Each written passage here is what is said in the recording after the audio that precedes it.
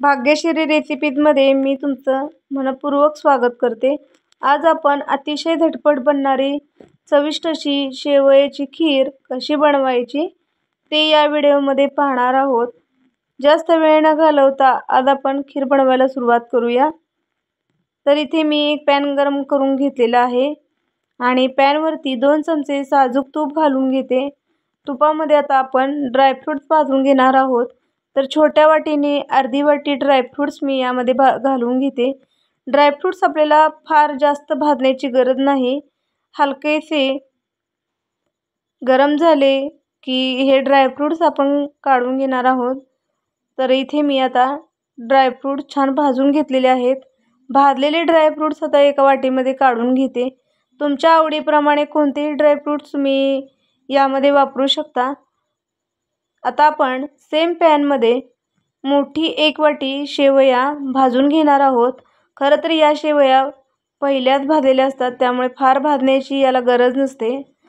हलकासा colour change होईपर्यंतच आपण ह्या शेवया भाजून घ्यायच्या आहेत। शेवया थोड्याशा हाताने मोडून घ्यायच्या, म्हणजे भाजताना फार त्रास होत नाही। आणि आता एका भांड्यामध्ये मी उकळवून घेतलेलं दूध अर्धा लिटर काढून घेतलेलं आहे। तुम्ही जर दूध उकळवून घेतलं नसेल तर सुरुवातीला दूध छान उकळवायचं आणि मगच त्यामध्ये साखर घालायची।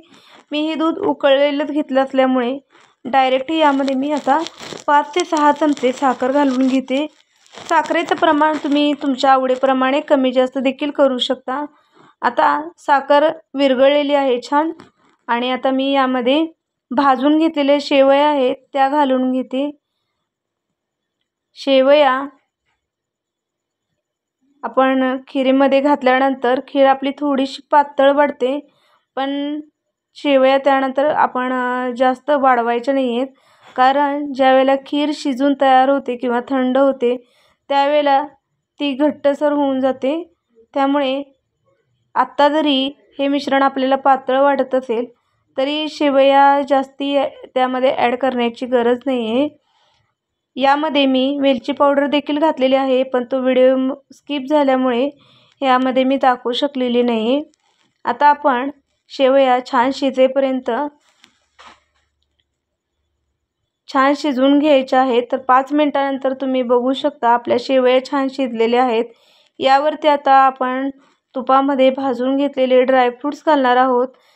तर यातले थोडेसे ड्रायफ्रूट्स मी बाजूला काढून ठेवते, कारण ज्यावेळेला आपण खीर बाउलमध्ये काढून घेतो त्यावेळेला ते सजावटीसाठी आपण ड्रायफ्रूट्स वापरणार आहोत।